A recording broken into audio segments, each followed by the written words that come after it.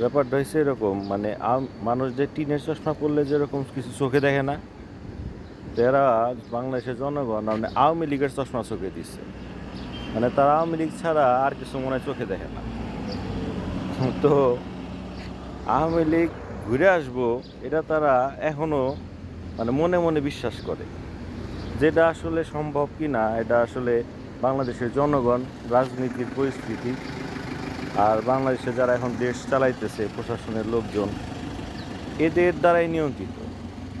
এরা যদি পরিবেশ ঘোলা করে, পরিবেশ যদি উল্টাপাল্টা করে ফেলায়, তাহলে অবশ্যই আওয়ামী লীগ ঘুরে আসতেও পারে। এখন সেটা তাদের উপরেই ডিপেন্ড করতেছে, আসলে তারা দেশের জনগণরে কী দিবে, দেশরে কী দিবে। হ্যাঁ, আওয়ামী লীগ তো আর ওই আলাউদ্দিনের চেরাগের ধোয়া না, যে জিন ধোয়া হয়ে আইসা পড়বো। ঠিক আছে, এটার সাথে মানে মহাভারত রামায়ণের ওই রাম রাবণের গল্পের মিলটা কি, তো যেটা কথিত আছে যে রামের সৈনিক যারা ছিল তারা সবাই নরকবাসী হয়, আর রাবণের সৈনিক যারা ছিল তারা সবাই স্বর্গবাসী হয়। এটা কিভাবে? রাবণের সৈনিকরা স্বর্গবাসী কেন? কারণ রাবণের সৈনিকরা সবসময় আতঙ্কে থাকতো কখন রাম আসবো, ওই রাম আসলো রে, ওই আর রাম আসলো রে, কোন দিক দিয়ে রাম আসলো।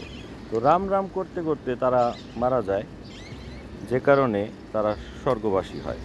তো আমাদের সনাতন ধর্মে আছে যে রামের নাম নিয়ে মারা গেলে, মৃত্যুর সময় যদি কেউ রাম নাম নিয়ে মারা যায়, সে স্বর্গবাসী হয়। তো সেইভাবে রাবণের সৈনিকরা স্বর্গবাসী হইত। আর রামের সৈনিক যারা ছিল তারা রাবণের ভয় পাইত, তাদের মাথায় রাবণ ঘুরত। এটাও মানে যে মৃত্যুকালে যে যেটা স্মরণ করবে, তার পরবর্তী জন্মে বা পরবর্তী লাইফে সে ওই রকম জীবন ধারণ করবে। তো রাবণের চিন্তায় রামের সৈনিকরা শহীদ হইতো, মারা যাইতো। তো তারা দেখা যেত যে মানে নরকবাসী হইতো। তো এখন পরিস্থিতি দাঁড়াই গেছে এরকম, বুঝছেন? মনে করেন যে বাংলাদেশের জনগণ আওয়ামী লীগ করতে করতে মানে এখন বাংলাদেশের জনগণ তো রামের রাজত্ব চলতেছে এখন, আর আওয়ামী লীগ হইতেছে রাবণ।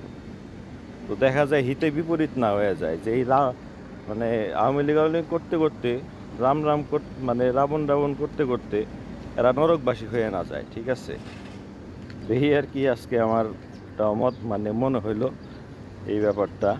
মনে মনে ভাইবা খুব হাসি পাইতেছিল যে মানুষ কতটা আতঙ্কে থাকলে এই ধরনের কথাবার্তা বলে। ঠিক আছে, আসলে আওয়ামী লীগ ঘুরে আসার কোনো সম্ভাবনা নাই, আর যদি ঘুরে আসে